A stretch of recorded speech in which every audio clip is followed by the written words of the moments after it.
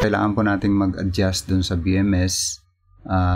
Katulad po nung first quarter, mayroon tayong obligation authority.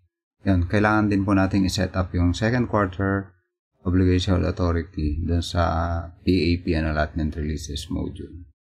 Okay, nakalagay naman po dito sa item 2.0, pending enactment of GAA for 2019. All operating units, agencies of the national government receiving allotment, NCA directly from DBM are authorized to obligate the amount corresponding to their actual requirements under the regular budget for the second quarter of fiscal year 2019. Okay? Pero inclusive na ngayon itong PS level sa link to the following. Siyempre, kailangan mabayaran natin yung bonus, floating, at yung creation of positions, kasama na rin dito. Yan yung maganda rito. Including yung government premiums niya, PhilHealth, ECIP. Yan, dati kasi sa first quarter, hindi kasama yung creation of new positions. Okay, yun lang muna ang aking babanggitin dito sa circular. Alam ko naman, binasa nyo na yan. Ang gagawin ko ngayon, paano natin ilalagay yung second quarter obligation authority dun sa BMS. Okay, punta na po ako dun sa BMS. Yan.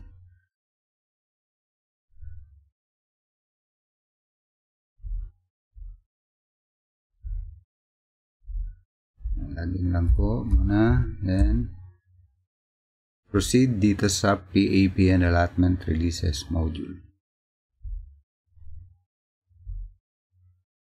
Yan, yung mga reenacted dito, yung junior high school, yung example ko, 2019-1, reenacted 001 yung internal code. Yan, punta lang ako sa next record, JA, then, yung reenacted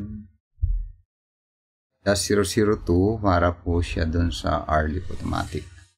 Okay, ibig sabihin yung isusunod kong reenacted internal code, kasi nasa record number 4 na tayo.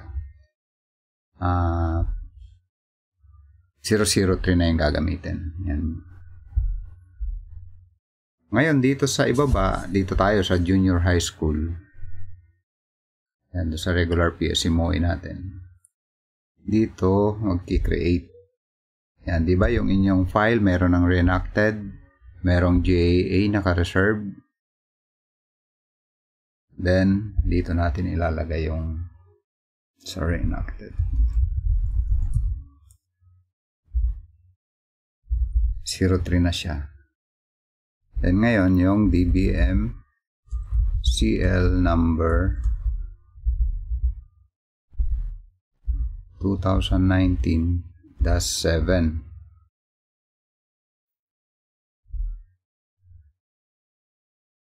Okay, ano bang date nito? March 26. Okay, March 26, 2019. Then, yung legal basis niya, 2018 pa rin. J. Then, DBM circular. Yan, ilagay lang natin dito, DBM CL number circular letter 2019-7. Ganun na lang, then lagay nyo lang dito second quarter obligation authority.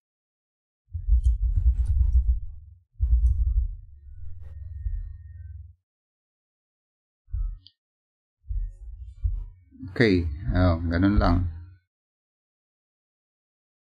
Ito yung idadagdag po ninyo for regular PS. Okay, then doon sa RLIP automatic, ganoon din po ang gagawin. Yan, dito sa RLIP automatic. Reenacted.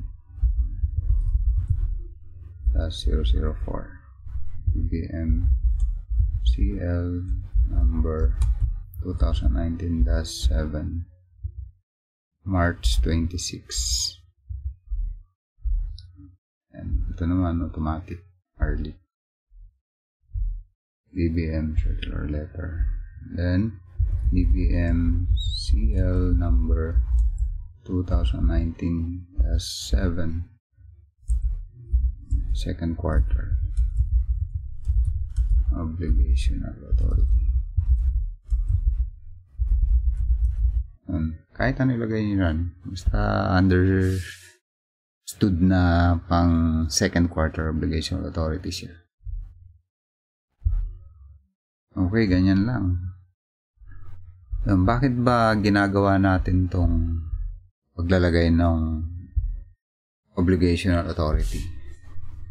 Yan, every time kasi na mag-obligate tayo, kailangan natin magkaroon ng specific basis kung ano yung scenario natin. Kasi yung scenario natin ng first quarter, ito yung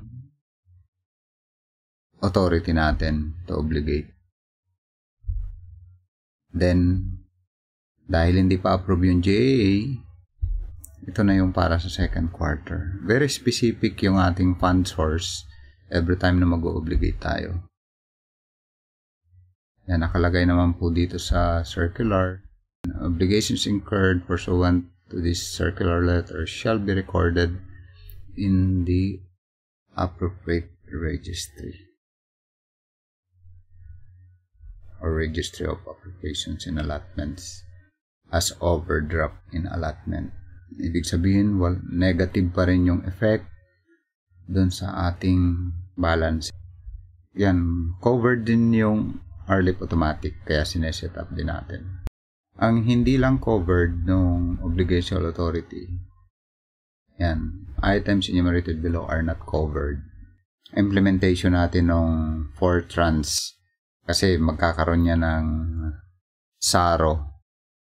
Magkakaroon niya ng specific release na SARO. At yung mga centrally managed items, hindi yan covered ng obligational authority. Ganon din po yung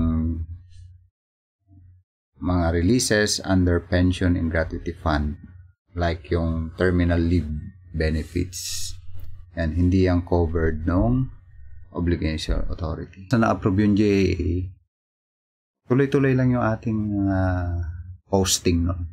Ang magiging fund source na natin, JAA. Okay, ganun muna for now yung ating video. Kailangan ko lang ihabol to para lahat po kayo makapag-adjust dun sa BMS. Kasi by April 1, pag nag-obligate na po kayo, kailangan yung fund source na natin ay yung second quarter obligational authority document.